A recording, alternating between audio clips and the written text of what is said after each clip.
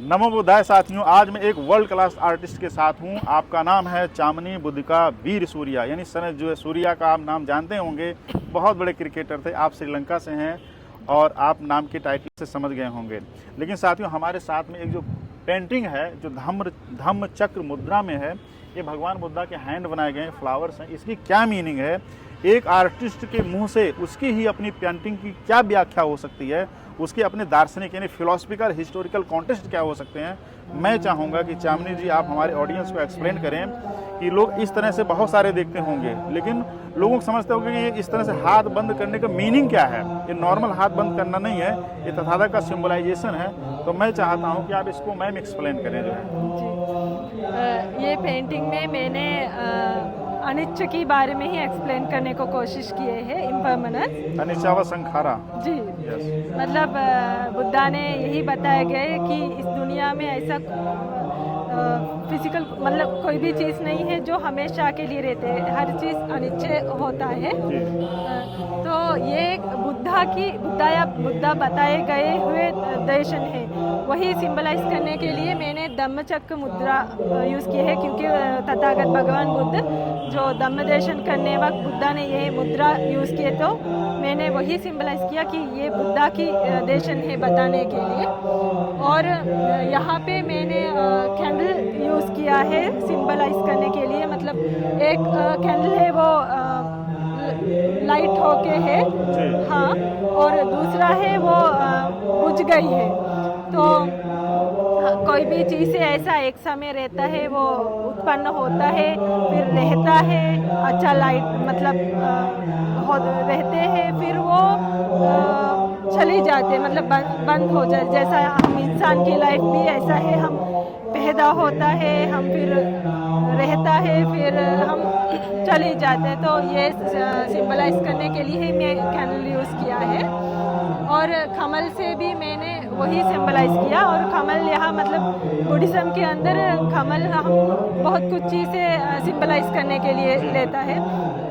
जैसा हम बुद्धा की तथागत भगवान बुद्ध की लाइफ भी बुद्धा ने खुद एक वाइट लोटस को समान किया है। जैसा ये संसार एक मड से भरा हुए एक पौंड जैसा है, मतलब पौंड में कैसे अलग मड में अलग अलग तरीके से फ्लावर भी रहता है, मेंढक लोग या फिर अलग अलग चीज़ें हमें मिलता है। लेकिन अभी लोटस भी वही मड से पैदा होके मड से ऊपर आके पानी से भी ऊपर आके अच्छा फूल जाता है और पानी में या मड में लगते नहीं।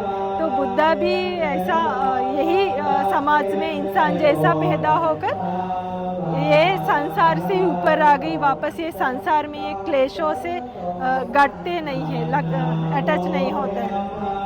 तो ये भी एक रीज़न में यहाँ पे लोटस यूज़ करने के लिए। और बुद्धा के लाइफ हम बोलते हैं पुंडरी का लाइफ, मतलब लोटस की जैसा है। और ये जो हम जीते हम बुद्धिज़्म के अंदर हम ये समय को हम महाभद्र कल्प बोलता है। ये लास्ट 5 बुद्ध लोग ये महाभद्र कल्प में ही पैदा होता है। मतलब अभी 4 बुद्ध लोग हो गई है ये महाभद्र कल्प में, और मैत्री बुद्धि आने वाले हैं। तो ये महाभद्र कल्प भी बुद्धिज़्म के अंदर हमने लोटस से सिंबलाइज करते हैं, इसीलिए भी मैं लोटस ही इस बात के लिए यूज़ किया है। और यहाँ एक लोटस मैंने फुला डाला और दूसरा ऐसा पेटल्स गिरने लायक, मतलब वो क्या बोलते, मतलब वही मैं अनिच्छ सिंबलाइज करने के लिए सिंपली यूज़ किए हैं।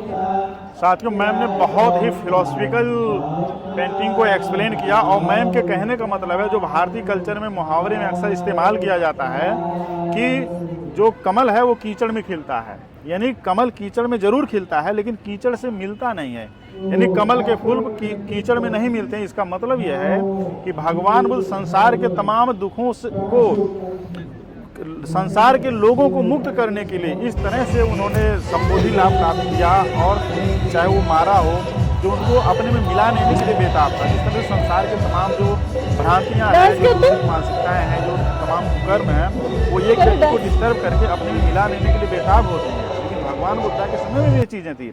भगवान बुद्धा संसार के तमाम लोभ, मोह, लालच, तृष्णा, ईर्ष्या, द्वेष से मुक्त होकर के सम्यक संबुद्ध बने। तो मैम ने बताने का मतलब यह है कि ये जो धम्म चक्र जी की जो मुद्रा है, भगवान बुद्ध को संबोधि लाभ हुआ, तब उन्होंने सारनाथ में धम्म चक्र प्रवर्तन किया। लेकिन इसी कमल की तरह, जिस तरह से कमल कीचड़ में खिलता है और जाकर के हमें एक खूबसूरत दुनिया दिखा देता है, हमें एक ब्यूटी देता है और ये बताता है कि दुनिया में संघर्ष करके ही अपने आप को ब्यूटीफाई किया जा सकता है।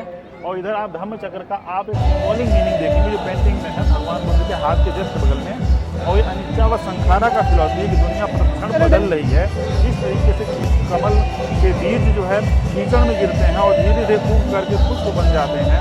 भगवान बुद्ध का शुरुआत वहाँ से हुआ जहाँ पे लोग राजपाट के लिए लड़ रहे थे, एक दूसरे को मार रहे थे, समाज में व्यभिचार, हत्या, तमाम चीज़ों व्याप्त थी, समाज में कुरीतियाँ थी, आडंबर था, पाखंडवाद था, ईर्ष्या द्वेष थी। भगवान बुद्ध उन तमाम तरह के कीचड़ों से निकल करके धम्म चक्र प्रवर्तन किए और पूरी दुनिया को बौद्धमय करने के लिए बहुत सारे सम्राटों ने, बहुत सारे बौद्ध भिक्षुओं ने अपना तन मन धन सब कुछ धम्मदान कर दिया जो है। तो आप चामनी क्या नाम है बुद्धिका वीर सूर्या को बधाई दे सकते हैं इस पेंटिंग के लिए, तो भारत में आकर के पूरी दुनिया को बौद्धमय दर्शन धरती से प्रस्फुटन हुआ, वहाँ से संदेश दे रही हैं। मैं बहुत बहुत धन्यवाद। नमो बुद्धाय। नमो बुद्धाय।